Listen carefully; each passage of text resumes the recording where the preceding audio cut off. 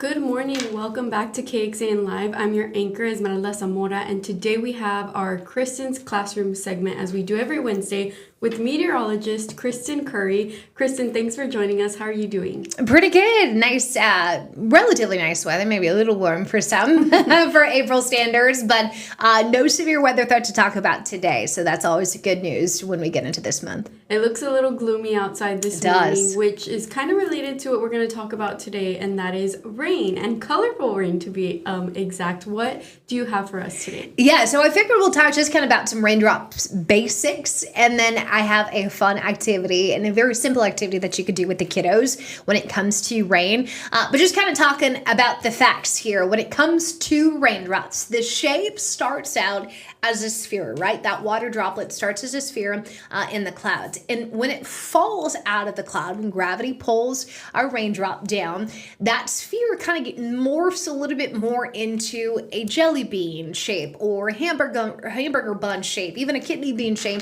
And that's because of friction, because of air resistance on that water droplet. So it gets a little bit of that indentation in the middle there. And it's not quite that raindrop shape that I think a lot of us think about with the rounded bottom and the pointy top. But they can fall at speeds anywhere from about 14 to 20 miles per hour. Sometimes those larger raindrops can have a little bit more speed to them.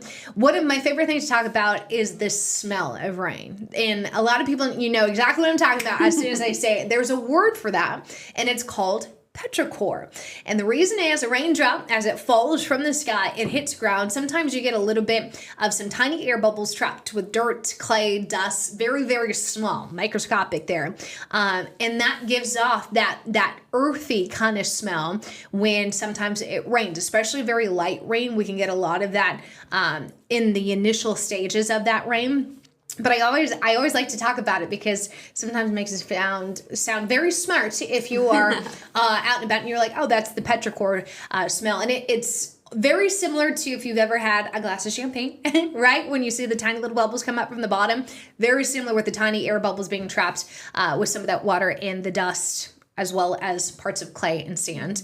And then phantom rain. And Esme, I wanted to ask you, have you seen a cloud that looks like it was going to rain, and you see the raindrops, but it almost looks like feathery underneath it, like a semi-translucent veil? You know what I'm talking about? From the cloud? From the cloud, yeah. Yeah, I've seen that. So a lot of people call it phantom rain because you can see the rain falling out of the cloud, but you're standing underneath the cloud. And it's not raining. We call that virga. And basically what that is that rain is indeed falling out of the cloud, but there's too much dry air down here at the ground that it evaporates. And it kind of gets this veil-like appearance to it underneath it. We can often see this after a cold front moves through when there's a very shallow, dry layer down here at the surface. They're very, very common in the desert during monsoon season when there's not enough saturated air between the cloud to the ground. There's too much dry air, so those raindrops get evaporated before eventually that drier air is overcome by that moisture. But that is always something to talk about. The official name is virga,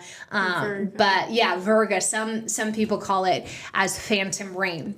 And then the average raindrop weighs about 0.034 grams, so 3/100ths of a gram there, so very, very light. And when we on TV talk about, light rain or moderate rain, heavy rain, we're not actually talking about the weight. We're talking about the intensity of rain showers there. So light rain would more so be spritz, drizzles, sprinkles, something like that.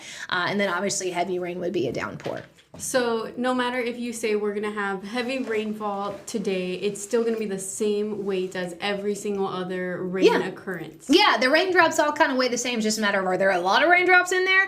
Or is it just kind of a little bit of a sprinkle or a drizzle? And sometimes you can get mist too, just moisture suspended in the atmosphere, just looking for something to land on.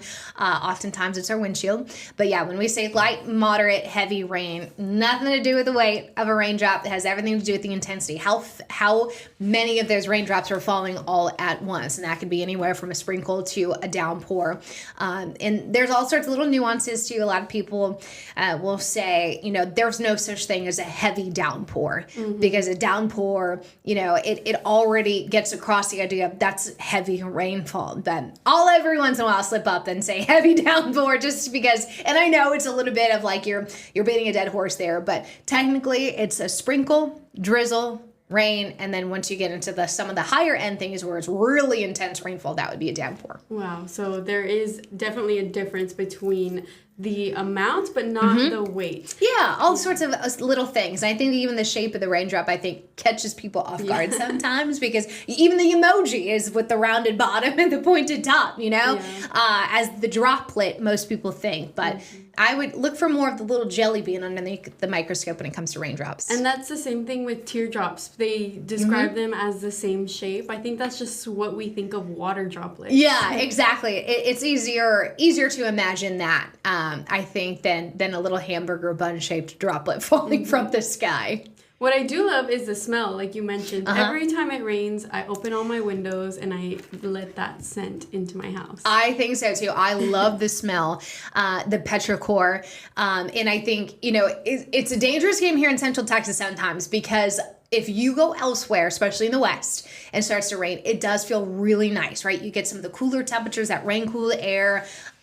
Here in Central Texas, sometimes it's very warm, it's very humid rain, and there are gonna be a lot of pollen kicked up when it first starts to rain. And sometimes we've even covered power lines, some of those transformers catching fire when it first starts to rain because of the dust and the rain mixing. And that can actually, we've had a couple of stories there where we've had a little bit of some fire issues because of rain falling so light and just a buildup of dust and other kind of sediment on some of the transformers that it can cause some problems. But other than that, I'm with you, sister. I think the smell of rain is amazing. Yeah, it definitely is. Well, we're going to take a quick break, and when we come back, we'll talk about the fun little colorful rain experience.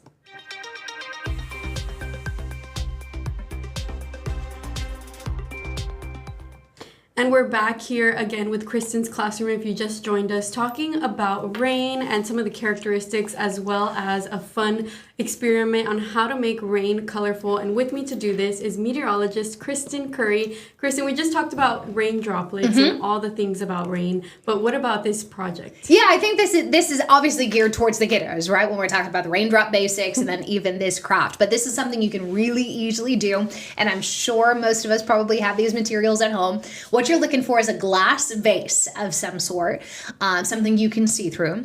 You want to fill that with water, not all the way to the top, but at least 3/4 full, shaving cream, and some food coloring. And so what you're going to do is you want to put the shaving cream at the very top, not too thick, because sometimes the food coloring is going to have a harder time working through that shaving cream, but just enough shaving cream to get the effect of it looks like clouds, right?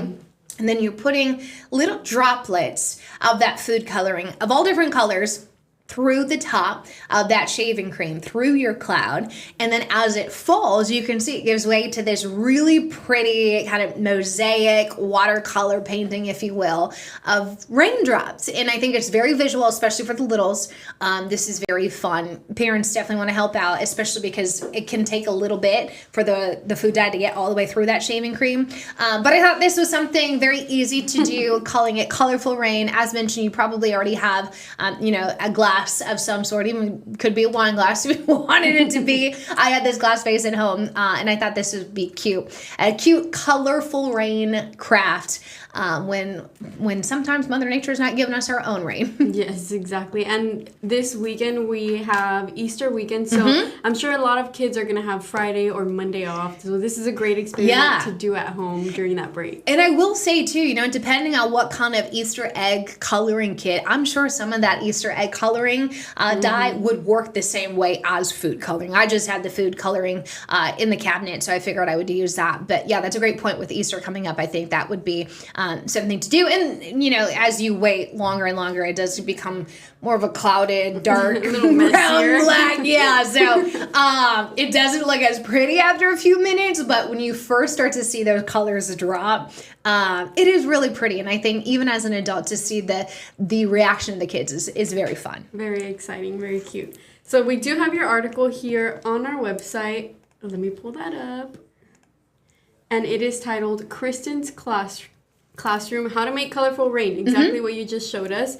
And what is in here that we didn't get to touch on today? Just a couple more of those different facts about raindrops that you could share with your kids. There was the materials that I used for our kids' craft there and what it kind of looked like when I was all done. I did it a couple times just because I was trying to get all those colors mixed in there, which I thought was really fun. So that is what you'll find online now. I also wanted to give a shout out to a couple different schools that I've got to visit over the last week before we leave. So this is Baranoff Elementary. This is down in Austin ISD, southern part of Austin. I had the opportunity to talk with their kinders last week, and it was a whole lot of fun. Yeah, they're the Baranoff Buffaloes, and so I've been there a couple different times, but I absolutely love going and talking to the littles. We talk a lot about weather safety. They welcomed me to the herd, the Buffalo herd. There's all the staff there. It was Western Day. Oh, wow. So that's why you could see the teachers. The teachers and staff with the hats and the jeans and the boots. It was a lot of fun. And then more recently, yesterday, I had the opportunity to visit Rooster Springs Elementary and talk with the fourth graders there.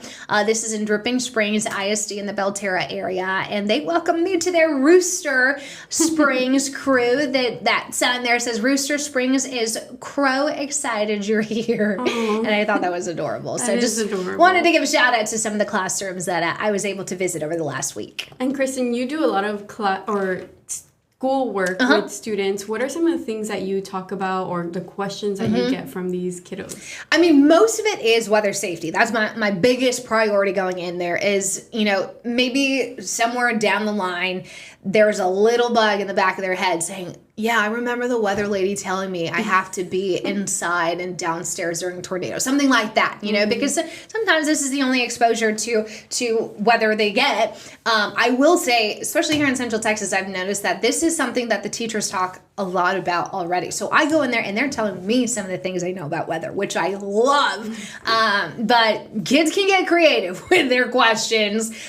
During spring break a couple weeks ago, I did a whole series on air about some of the most asked questions I get from students. And for whatever reason, one of the things that gets brought up all the time at multiple grade levels, tsunamis. And I don't know. I know. And I don't know where it comes from or what I say that may trigger the tsunami conversation. But it is wild to me how it gets brought up all the time about what to do in a tsunami. And so we talk about it. We talk about, what to do during a flood here in Central Texas. And I say it's very similar to what you would do in a flood. If there's high water, you want to go higher than the water. You want to go up. If you don't have an upstairs, you go to the attic. If you don't have an attic, I say you have my permission to start climbing on furniture. You do what you can to not touch the water.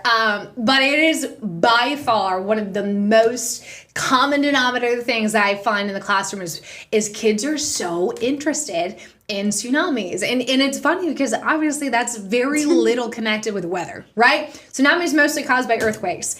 But we talk about it. I tell them I'm a scientist on TV. That is my job. So I'm like, okay, tsunamis, that's natural disaster. Let's talk about why we have these in some parts of the world, why we don't have them in Central Texas, and what we would do if we ever encountered that. Yeah, and that's also some good information in case these kiddos go on vacation or go near an island. They already are asking those questions. Exactly. And that's exactly what we talk about too, even with tornadoes. Even if you never see a tornado here in Central Texas, do we spend every single day of our life in Austin? More likely, no. We venture around a little bit. So it's always good to know those basics. We talk about hurricanes.